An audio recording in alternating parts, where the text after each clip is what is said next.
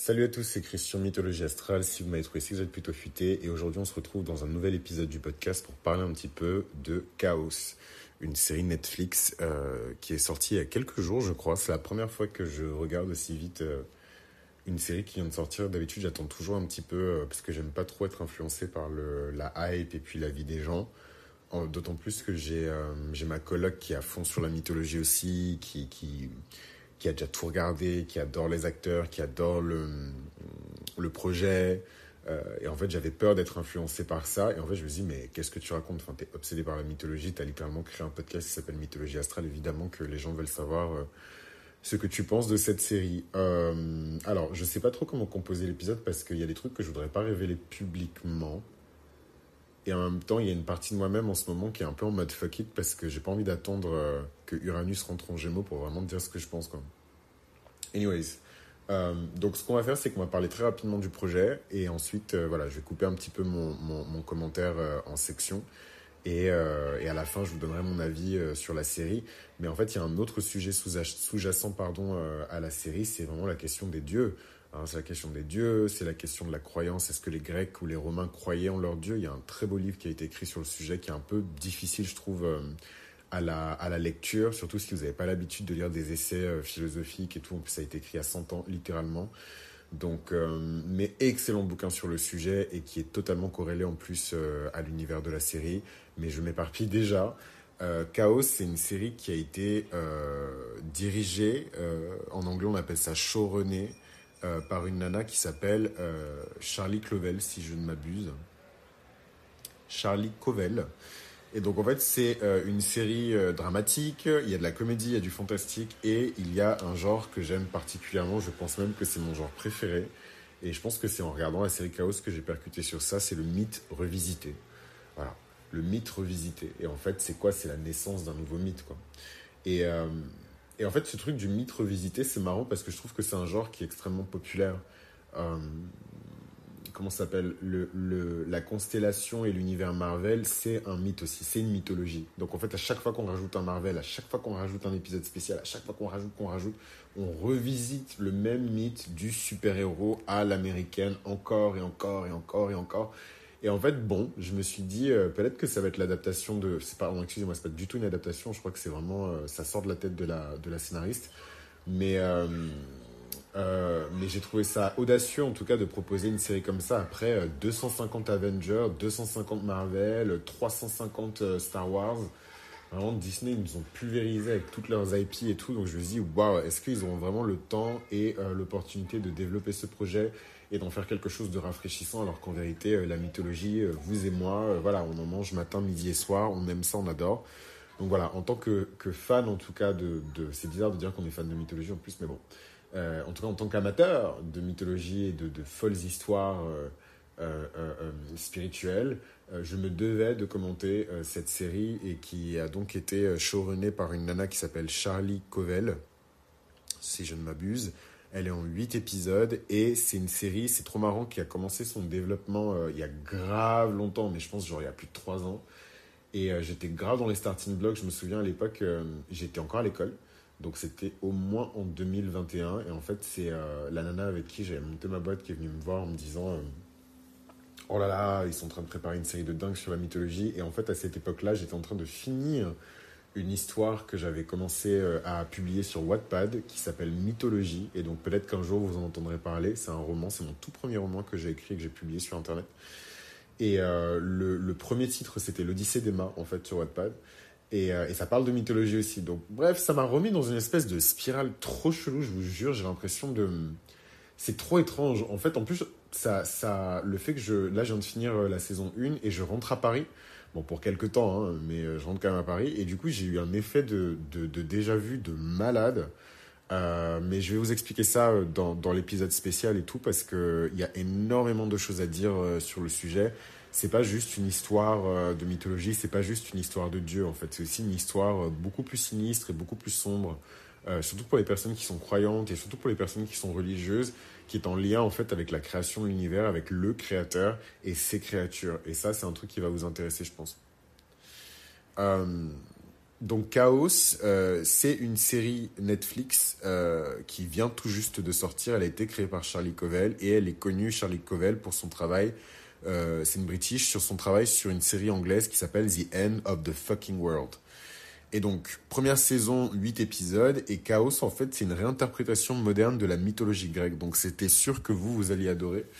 Et en fait, pour la petite info, j'avais déjà des Patreons qui m'ont dit de regarder la série aussi, et qui voudraient mon avis sur la série. Du coup, je me suis dit, bon, ben, autant enchaîner direct.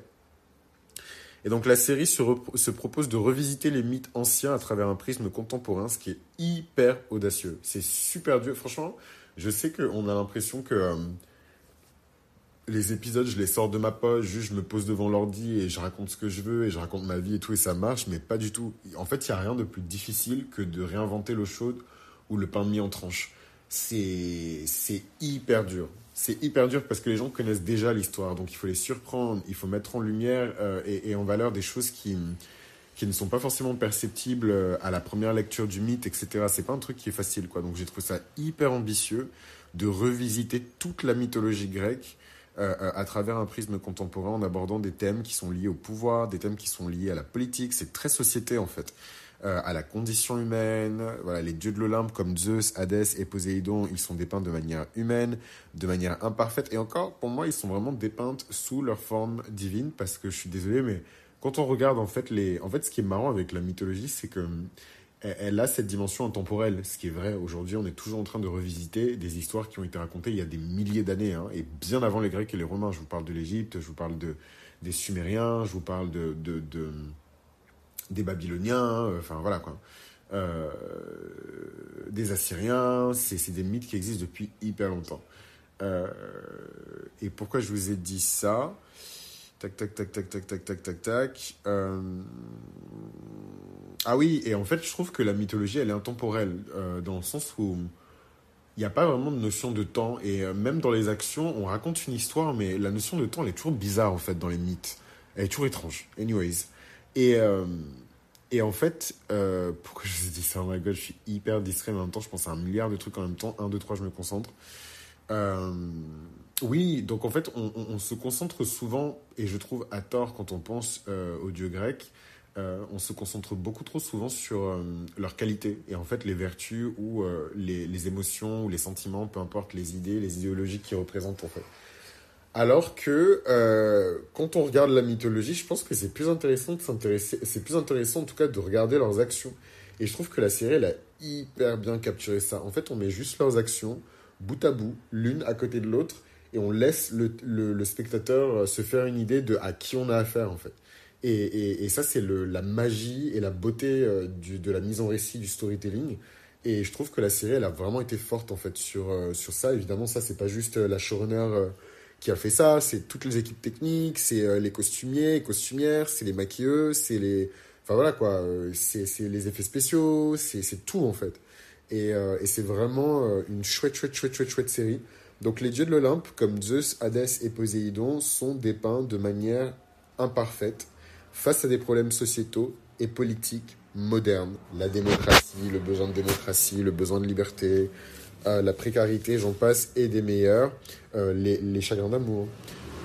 Donc le ton de la série, il oscille entre le drame et la comédie noire, ce que j'adore parce que la vie est tragique, la vie est absurde, voilà. Donc moi j'adore la comédie noire. Ce qui crée un contraste entre la nature épique des mythes et les luttes plus banales et absurdes des dieux dans le monde contemporain. Et donc ici, ce que je trouve incroyable, c'est évidemment le casting, hein. On a Jeff Goldblum dans le rôle de Zeus, que je trouve hyper sexy, et ça m'énerve parce que Zeus, c'est vraiment un connard dans cette série. Et c'est un dieu donc qui commence à se sentir dépassé par sa position et qui devient de plus en plus paranoïaque, autoritaire quant à sa propre survie. Ensuite, on a Janet McTeer dans le rôle d'Hera, hyper élégante, hyper puissante, low-key raciste, l'épouse de Zeus et déesse du mariage qui, dans cette version, pourrait avoir des objectifs cachés, des ambitions. Et donc, si vous connaissez un petit peu la mythologie, on le sait, Apollon, Athéna et Héra se sont ligués ensemble pour pouvoir renverser Zeus. Et cette tentative de coup d'État, elle a été avortée. Et Zeus a repris le pouvoir en fait sur le cosmos, quoi. Mais il y a eu dans la mythologie ce moment où les dieux ont essayé de se rebeller contre Zeus parce que Zeus était tyrannique. Et en fait, c'est fou parce que comme la série elle est placée dans un contexte contemporain, on peut pas s'empêcher. En fait, c'est pur. On peut pas s'empêcher de comparer avec le monde réel, avec le monde contemporain. Et en fait, je me dis oui, c'est vrai. Il y a des hommes, et j'en parle d'ailleurs dans le podcast, dans les épisodes sur Jupiter, il y a des hommes aujourd'hui qui incarnent cet archétype jupitérien, qui ont tellement de pouvoir, tellement d'influence et tellement de capacité à échapper à la loi, parce qu'il la dicte, en fait, la loi. Bon, aujourd'hui, dans notre monde, c'est pas exactement pareil. Mais on est, franchement, pour certains, on n'est pas très loin. Hein. Pas forcément des lois en mode oh, oh, oh, je vais m'octroyer 250 paquets de Schtroumpfs parce que j'adore ça. Mais des lois qui sont, je sais pas moi, en faveur de la transition énergétique, mais en avantageant les industries de son pays plutôt que les industries du pays d'un autre. Je suis désolé, mais il y a plein de gens qui font ça. Hein. Donc, c'est des milliardaires, certes, c'est des groupes industriels, certes, c'est des vieilles familles, certes, mais ça existe en fait. Il y a aujourd'hui des hommes qui sont dans cette position jupitérienne du monde et en fait qui font ce qu'ils veulent. Et en fait, ça fait froid dans le dos. Dans la série, on voit Hera en train d'essayer de calmer Zeus, de le contrôler, en sachant que leur relation, elle a quand même commencé par le viol de Zeus sur sa sœur, quoi. Enfin, et j'ai pas envie de vous spoiler, mais c'est pas des dieux, en fait, pour moi. Enfin, moi, je trouve que la notion de dieu, elle est hyper galvaudée, quoi. Et donc là, je vais avoir tous les religieux qui vont me dire, non, mais il y a un seul dieu, c'est Dieu, le Père. C'est pas ça que je dis, en fait. Comment expliquer il y a plein de formes, en tout cas, différentes du divin. Il n'y a pas juste Dieu dans le cosmos, sinon le monde serait parfait. Il y a bien d'autres entités qui foutent la merde, hein. Bon. Et justement, je vais arriver à la fin et vous allez péter un câble parce que moi-même j'ai pété un câble et c'est la série qui m'a ouvert les yeux en fait sur ça. Euh, donc ensuite, dans la distribution, on a David Tulis que c'est pas mon acteur préféré. Je trouve qu'ils auraient pu choisir un acteur beaucoup plus charismatique pour Hadès, mais par rapport à l'univers de la série et ce qu'ils veulent dire du personnage d'Hadès, je comprends pourquoi ils ont casté ce mec-là. Euh, donc, dans les thématiques abordées, la série, elle aborde des sujets qui sont variés et contemporains, donc à travers des métaphores mythologiques, évidemment. Donc, la crise existentielle, la quête de sens, ça, c'est vraiment la personnage principale. Vous voyez, je l'ai même pas mentionné, alors que ça fait presque un quart d'heure que je parle de la série, j'ai même pas mentionné la personnage principale, tellement elle est insipide. Et en fait, je déteste quand les showrunners, ils font ça, mais j'ai l'impression que c'est une loi, et que ça existe un petit peu dans toutes ces grandes séries avec beaucoup de personnages. Le lead, c'est toujours un personnage qui est hyper insipide. Genre, ça me fait penser à Orange is the New Black, ça m'a fait penser à tellement de séries où, en fait, le personnage principal, il est tellement pas intéressant par rapport au personnage secondaire. Et bon, après, moi, je suis vraiment bizarre hein, dans la manière de lire les histoires. Mais voilà, je sais qu'il y a plein d'histoires que j'ai lues où vraiment le héros, c'était pas... Je l'ai pas estimé à la hauteur du conflit moral, des valeurs qui existent en fait dans l'univers, quoi. Et donc là, c'est un peu pareil, je trouve que l'héroïne, c'est une meuf un peu insipide, bah, c'est Eurydice. Et c'est marrant parce que dans le mythe d'Orphée et d'Eurydice, je suis pas fan d'Eurydice. Euh, voilà, je suis pas non plus le plus grand fan d'Orphée, mais c'est un archétype qui m'a toujours fasciné. Mais Eurydice, vraiment, zéro, quoi. Anyways. Euh, donc les relations de pouvoir et la manipulation toxique hein, dans les métaphores mythologiques qui sont utilisées pour aborder les sujets variés. Les dynamiques familiales toxiques, bah, c'est vraiment... donc surtout entre Zeus, Héra et leurs enfants. La lutte des classes, l'injustice sociale avec certains dieux et mortels qui cherchent à renverser l'ordre établi, pardon. Et le style visuel, il est juste incroyable. Incroyable. Ça aussi entre le sombre et le satirique, une imagerie qui est hyper riche, qui est aussi entre le fantastique et l'absurde. Bon, il y a des scènes, je trouve, qui sont un peu trop violentes pour rien. Mais peut-être que c'est moi qui suis un peu prude, un peu vieux jeu, un peu... Voilà. Mais ouais, je trouve qu'il y a vraiment des scènes qui sont hyper violentes pour rien. Par exemple, je crois que dès le premier épisode, on arrive dans cette espèce de lieu qui est évidemment la planque de Dionysos. Hein, ça fait très... je sais pas, c'est très libidineux comme lieu, un peu orgiaque, c'est un peu bizarre. Et en fait, tu le sens, le décor te le dit, le maquillage aussi des gens te le dit, les vêtements, tout en fait te le dit. La narration en fait générale de la série te le dit. Et là, bam, on a une scène où on a un gros plan sur le visage de Dionysos qui est en train de se faire, enfin, j'ai même pas envie puisque vous m'écoutez et tout, mesquine. Mais bref, il se fait tringler par le tavernier, enfin le mec qui s'occupe du bar et tout machin, et c'est méga random, et franchement, la série est continuée, et je me suis dit, mais Hollywood, ils sont vraiment démoniaques, en fait, je suis désolé, mais la scène, elle sert à rien. La scène, elle sert à rien, à part peut-être à dire qu'il s'agit de Dionysos, parce que c'est hyper violent comme sexe. Enfin, je vous épargne les détails, en même temps, si vous avez regardé la série, vous allez voir, mais enfin, le mec, il s'est vraiment décalqué, quoi. Genre, comment on appelle ça? Levrette. Voilà. Et en plus, c'est un truc hyper humiliant. Enfin, je sais pas, j'ai trouvé ça hyper bizarre, hyper machin, et je me suis dit, mais la scène, elle sert à quoi? À part dire que c'est Dionysos, c'est que c'est un lieu avec une énergie un peu orgiaque, un peu libidineuse. Enfin, je sais pas, j'ai trouvé ça hyper gratuit. Je me suis dit, il y a vraiment cette règle en plus à Hollywood, où dès le premier épisode et dès les 20-30 minutes les premières minutes en fait d'un film, il faut qu'il y ait une scène de cul. Je sais pas. En tout cas, ça m'a vachement fait froid dans le dos et je suis hyper content d'avoir l'opportunité de partager mon avis sur ça avec des gens qui sont eux aussi intéressés par la mythologie. Donc voilà, franchement, une distribution des rôles 5 étoiles, une approche originale de la mythologie grecque, une showrunner un peu folle. Voilà, moi, je vous avoue que j'avais placé la barre hyper haute et franchement, le projet, il a quand même, peut-être pas à fond, mais il a légèrement dépassé mes attentes, je vais pas mentir. Déjà, j'avais complètement oublié le projet. Le projet, je crois que ça fait 2 ans qu'il devait sortir. C'est un projet qui devait sortir avant le Covid. Et ça a été repoussé. Et c'est sorti maintenant. C'est vraiment un projet Covid. Et, euh, et qu'est-ce que je voulais dire, mes chers amis et je suis très agréablement surpris, vraiment, très agréablement surpris par la finesse, la précision. Et vraiment, j'ai envie de tirer mon chapeau au casting parce que les acteurs ont, même la meuf principale qui est hyper insipide, tous les acteurs ont super bien été castés. C'est incroyable. Et bon, après, je pense que c'est aussi le reflet de la richesse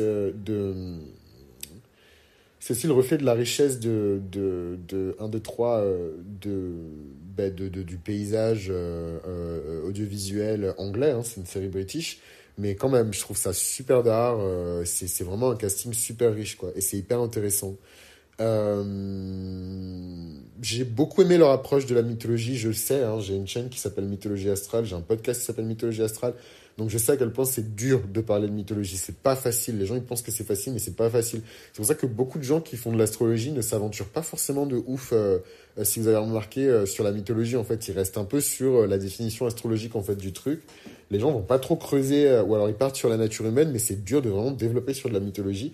Parce qu'il faut vraiment comprendre l'idée qui a été exprimée derrière ces métaphores, ces figures tragiques, ces déchirements, ces cœurs brisés, ces tragédies et tout. Voilà. Et donc, moi, ma lune en Gémeaux en maison 8 qui baigne dans ces histoires tragiques et dégueu et libidineuses toute la journée depuis que j'ai perdu mon innocence, j'adore. J'adore. C'est toute ma life. Anyways, donc, en somme, Chaos, c'est vraiment une série prometteuse qui a totalement dépassé, je pense, les attentes. Là, je m'autorise à aller lire les critiques des autres et voir un petit peu ce que les autres en ont pensé. Je suis assez curieux de savoir aussi ce que vous en avez pensé et si vous l'avez regardé ou pas. Si vous l'avez pas regardé, ça s'appelle Chaos et c'est sur Netflix et je n'ai pas été payé, malheureusement, pour faire la publicité de cette série. Mais si quelqu'un chez Netflix m'écoute, voilà, ce serait cool d'être invité pour l'avant-première à Paris. De la saison 2, je ne sais quand, parce que je suis sûr que la saison 2 elle va arriver vite, vu que vous avez eu le temps voilà, de tout post-produire pendant le Covid. Voilà, donc mon adresse mail, elle est dans la description. Envoyez les invitations, 2 minimum de préférence, parce que je ne viendrai pas seul. Donc c'est une série prometteuse pour moi, c'est une série qui a dépassé les attentes.